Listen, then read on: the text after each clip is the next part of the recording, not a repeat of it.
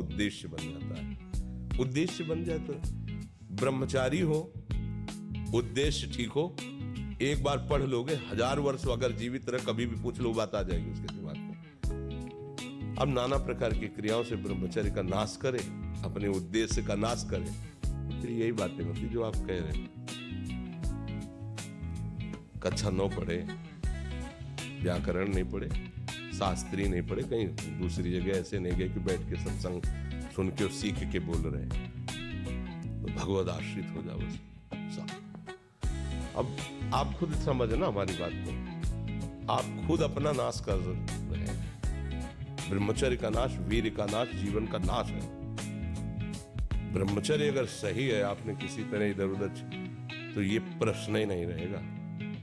जिधर दृष्टि डालोगे उधर जय होती चली जाएगी। आजकल के बच्चे, नौजवान इसको मनोरंजन समझते हैं और उनको सलाह भी ऐसी मिलती है कि हम जैसे बोल रहे हैं ब्रह्मचर्य के लिए, तो डॉक्टर और आपको जो इधर सांसारिक प्रोत्साहन देने वाले हैं वो आपको सलाह देंगे।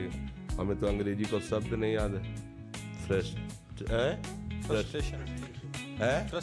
हाँ, और यही जो स्टेशन कह रहे हैं गाड़ी स्टेशन से अलग कर दो तो बोले तुम बहुत शांत हो जाओगे और फिर अपने काम में देखो कैसा उपदेश दिया जा रहा है कि वो तो ये जो कमियां है ना, ये कोई भूत नहीं है जैसे लोग कहते हैं ना, पता नहीं कौन, ऐसा कुछ नहीं है, गंदी आदतें हैं, इन पर संयम लाओ। आप समझ स्वीकार करते हो हमारी बात कि इसमें आपको संशय है?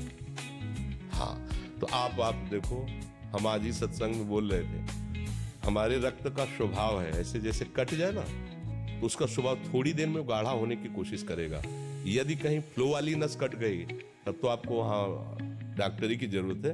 अगर ऐसे कहीं त्वचा में ऐसे, तो उसका स्वभाव गाढ़ा हो जाना, वो थोड़ी ही देर में वो अपने आप को बांध लेगा, क्योंकि रक्त का एक स्वभाव होता है। अगर वो बाहर किसी तरह भी आया तो ठंडा होकर गाढ़ा हो जाएगा, वो रोक लेगा। इसकी आखिरी परिणति है वीर्य। वो स्वयं से नहीं निकलता, वो इससे भी गाढ़ी वस्तु है, वो घर्षण से निकलता है। अगर आप उसको गर्म न करें चिंतन के द्वारा, क्रिया के द्वारा, तो नहीं निकलेगा। और जब हम उसको, तो फिर वो जीवन को नष्ट।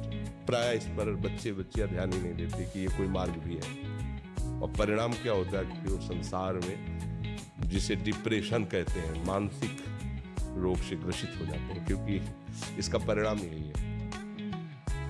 या तो आपको प्रमाद और आलस्य युक्त होकर समाज से अलग पड़ा रहना पड़ेगा, और या फिर आखिरी आत्महत्या कर लें, ऐसी सलाह आपका मन देगा, ऐसी स्थिति में पहुंचा देगा।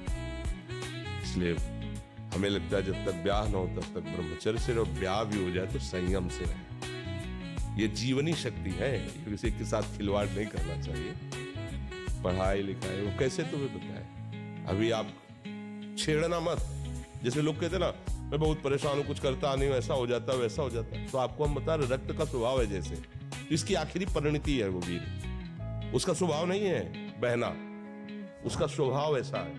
उसको जब तक ताप नहीं लगेगा तब तक वो बाहर नहीं हो सकता। आपने गलत अभ्यास किया, माना 2-4 महीने 5 महीने वो अपने अभ्यास वश पतित होगा, लेकिन आप छोड़िए उसका